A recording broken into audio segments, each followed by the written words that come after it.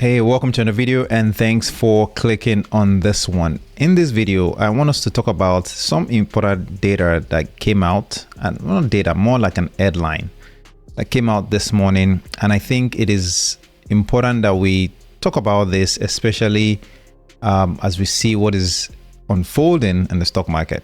The stock market is still in a very uncertain phase.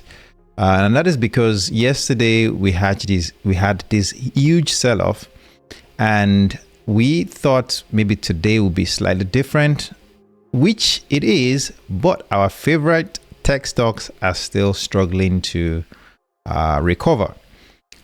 Current headline, all right, that says it says here the market, one Fed official may have saved market from another rout.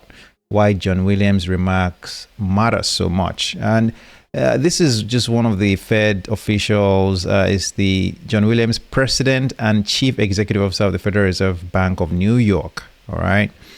And pretty much what he mentioned was, he said, Williams gave a nod to the likelihood of a further adjustment in the near term for interest rates. Investors took this message as a message from on high that leadership is inclined for at least another rate cut sometime soon, likely at the December meeting of the FOMC. The reason why this is something to talk about is because a lot of times, one important thing that I will share with you is today the market can be up and tomorrow it can be down. And we are literally seeing the impact of what one person says and how it impacts the stock market. So right now, if we pull up the S&P and all that, as you can see, we have the Dow, it is up 400 points. We have the S&P is up 43 points. We have the NASDAQ 104, and Russell is about 28.7. But with all of that, we still need to think about these favorite stocks that we generally bet on. Nvidia is one that has recently made its earnings, right? And the information that they shared was pretty significant in terms of how much they earned and all. But still, this stock is actually still struggling. Now, before I move on to the stocks that I want to share, right? Here is something that I also want you to keep in mind. Fed wouldn't get key inflation data before next rate decision as BLS cancels October CPI release.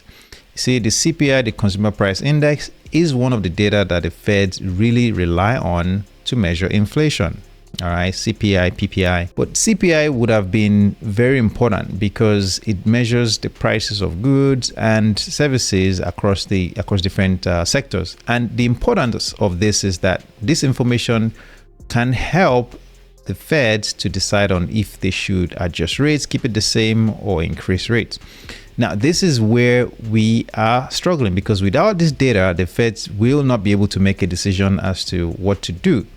And they are most of the time data dependent, right? As we know, they always rely on this data to make the decisions that they need to make. So where does this put us? It puts us back into that uncertain place, which, remember, the stock market does not like uncertainty. Hence, we have a lot of volatility that is being experienced in the market. The interesting thing, or not so interesting, is what is happening to the stocks, right?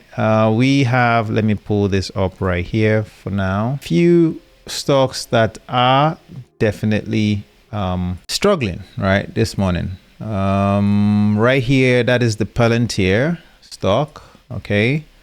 Palantir is struggling right now. Palantir was one that was way up here, right, at around 207. Okay, and now it is struggling to even be close to that. It's struggling to hold 150. It went all the way down to around 145, and it's back up to around 152 now. Let me actually change it to 1-day chart so that this can be clearer.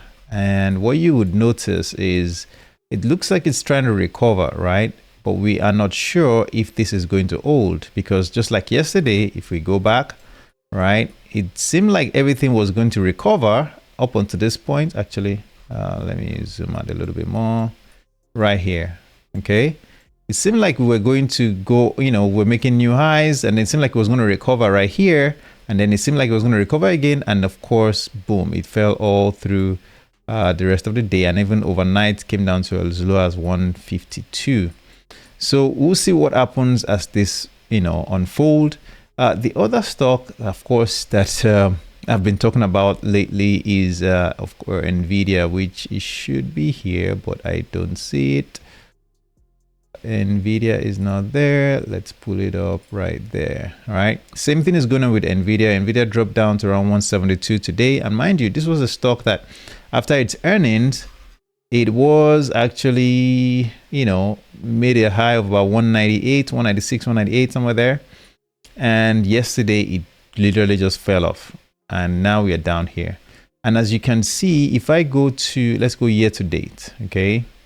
Year to date, we are definitely falling below. This is on a daily chart, right? We are below the 50-day moving average. Of course, still way high above the 200 moving average there. So there's a lot of struggle in this stocks, these stocks are experiencing. And the question now is, what do you want to do? What should you do? Or what are you thinking of? One of the things that I always say is that, don't react to this news. Remember, you want to hold the companies for the long term. That is my approach. I am not worried about how much they've dropped in the past couple of days, because if we always look at the long term, we always see that we come out ahead. When we try to look at it on a short-term basis, that's when we struggle. And that's why you need to have a long-term mindset when you're investing in these stocks. Okay. The other thing also is that you don't have to invest in a specific company like NVIDIA or Palantir. You can choose to just do the S&P 500, or you can choose to do the QQQs, right? Or you can choose to do the SCHG, right? These are all different ETFs that you can put your money into. And by doing that, you are buying the whole stock market, right? If I look at, let's pull up this one here. This is the SPY, right? So you can see on the 5 minute chart, let me go to 5 days. Similar stuff. All right. And it looks like it's trying to recover. It's been bouncing off around 649, and this morning around 650. And it looks like it's recovering there. Let's see how this plays out, right? This could recover nicely, but in my opinion, right, if we go back, let's say 1 month there, let's do 6 months. All right.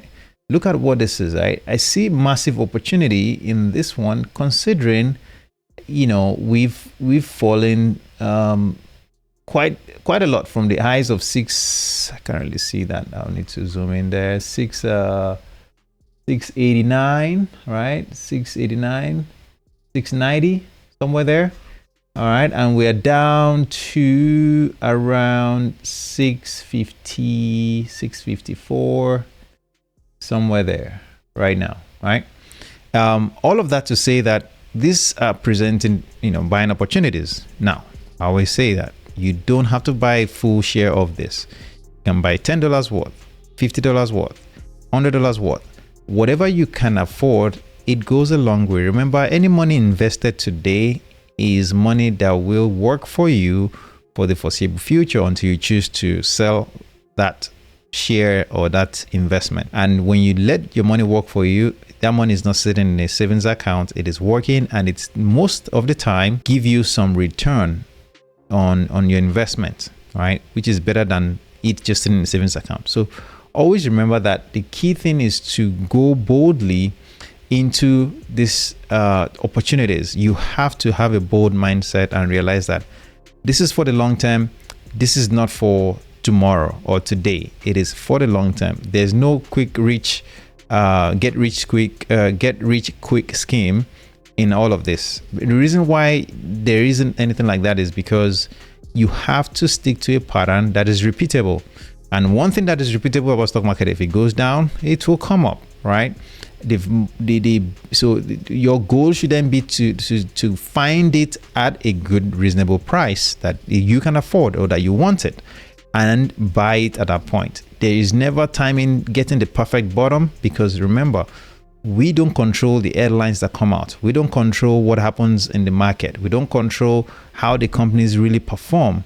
But what we can rely on is the data that they have, how well they're performing, or their information in terms of earnings and their performance over the years, to really predict, okay, where do I see this company in 5 years, in 10 years? And if you think they will continue in that path, then I think it is worth mentioning that you buy into it at that point. Just wanted to share this with you. If you've watched it up until this point, please don't forget to drop a like on the video.